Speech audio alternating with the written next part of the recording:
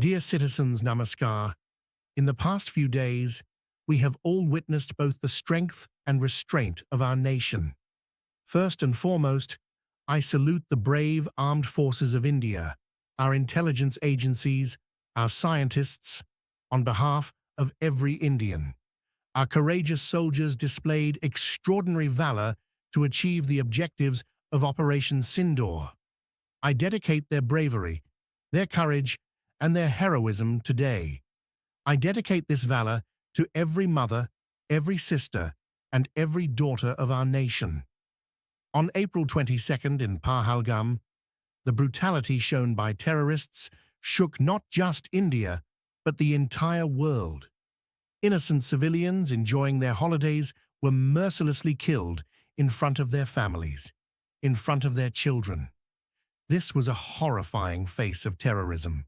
It was an act of cruelty and a disgusting attempt to break the communal harmony of our nation. For me personally, this tragedy was deeply painful. After this terror attack, the entire nation, every citizen, every community, every section, every political party, stood together in unison, demanding strict action against terrorism.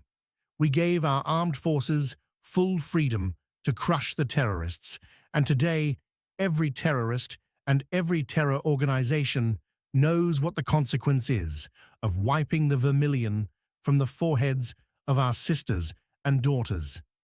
Friends, Operation Sindoor is not just a name. It reflects the emotions of millions of Indians. It is a solemn vow for justice. On the night of May 6th and the morning of May 7th, the entire world witnessed the transformation of that vow into action. Our forces launched precise strikes on terrorist bases and training centers in Pakistan. The terrorists never imagined that India could make such a bold move. But when a nation stands united, driven by the spirit of nation first, and when the nation comes above everything else, then ironclad decisions are made and results are delivered. When India's missiles and drones struck terror bases in Pakistan, it didn't just destroy buildings, it shattered their morale. Terrorist hubs like Bahawalpur and Muridki have long been like universities for global terrorism. Many major terror attacks around the world, from 9/11 to the London tube bombings and the large-scale attacks in India, are traced back to these very centers. Terrorists desecrated the vermilion of our women, and in response, India destroyed the headquarters of terror. Over 100 notorious terrorists were eliminated in these strikes. Several terror masterminds who had been roaming freely in Pakistan for decades, plotting against India, were wiped out in one decisive blow. Pakistan was thrown into deep despair and panic after India's operation. In its frustration, it committed yet another folly.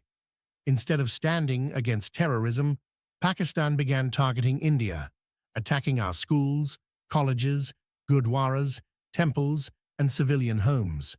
It also targeted our military establishments. But even here, Pakistan was exposed. The world saw how Pakistan's drones and missiles crumbled like twigs before India's powerful air defense system. India's air defense neutralized them in the sky itself. While Pakistan had prepared for a border skirmish, India struck at the heart. Indian drones and missiles hit with precision, damaging key Pakistani air bases that they took pride in. In just the first 3 days, India inflicted damage so extensive that Pakistan couldn't comprehend it. Hence, Pakistan began looking for a way out, appealing globally to de-escalate tensions. Eventually, on May 10th afternoon, after being thoroughly battered, the Pakistani army contacted our Director General of Military Operations, DGMO. By then, we had already decimated the infrastructure of terrorism, annihilated the terrorists, and turned their terror bases into ruins. When Pakistan pleaded and promised to refrain from further terror activities or military misadventures, India considered this carefully. And let me emphasize, We have only suspended our retaliatory action against Pakistan's terror and military infrastructure. In the coming days, we will judge Pakistan by its every step. India's three armed forces, Air Force, Army, Navy, as well as the Border Security Force and paramilitary forces, remain on full alert. After surgical strikes and airstrikes, Operation Sindoor has now defined India's counter-terrorism policy. It has drawn a new line in the fight against terror and created a new benchmark, a new normal. Key principles. If India is attacked, there will be a fitting reply, on our terms, at our chosen time and place. India will no longer be blackmailed by nuclear threats. Under that cover, any terror base will be struck decisively. We will not distinguish between a terror-sponsoring government and the terrorists themselves. During Operation Sindoor, the world once again saw Pakistan's ugly truth. High-ranking Pakistani army officials attending the funerals of slain terrorists. This is undeniable proof of state-sponsored. We will continue to take decisive steps to protect India and our citizens from any threats. Every time we've faced Pakistan in battle, we've made them bite the dust. Operation Sindoor has added a new chapter. We showcased our might in deserts and mountains and proved our dominance in New Age warfare. This operation validated the effectiveness of our Made-in-India weapons. The world now recognizes that the time for Made-in-India defense equipment in 21st century warfare has come. Our unity against every form of terrorism is our greatest strength. Truly, this era is not for war, but neither is it for terrorism. Zero tolerance toward terrorism is the guarantee of a better world. Pakistan's army and government, by nurturing terrorism, are sowing the seeds of their own destruction.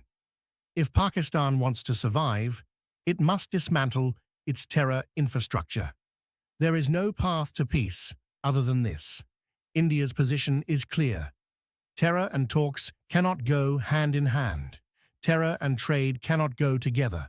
Blood and water cannot flow together. I also urge the global community. India's stated policy remains: if there are talks with Pakistan, they will only be on terrorism. If there are talks with Pakistan, they will be on Pakistan-occupied Kashmir, POK. Dear citizens, today is Buddha Purnima. Lord Buddha showed us the path of peace, but even that path passes through strength. For humanity to move toward peace and prosperity, for every Indian to live in peace, for the dream of a developed India to be fulfilled, India must be strong. And when required, it must use that strength. That is exactly what India has done in recent days. Once again, I salute our army and armed forces. I bow to the courage and unity of every Indian. Thank you very much. Jai Hind. Jai Hind.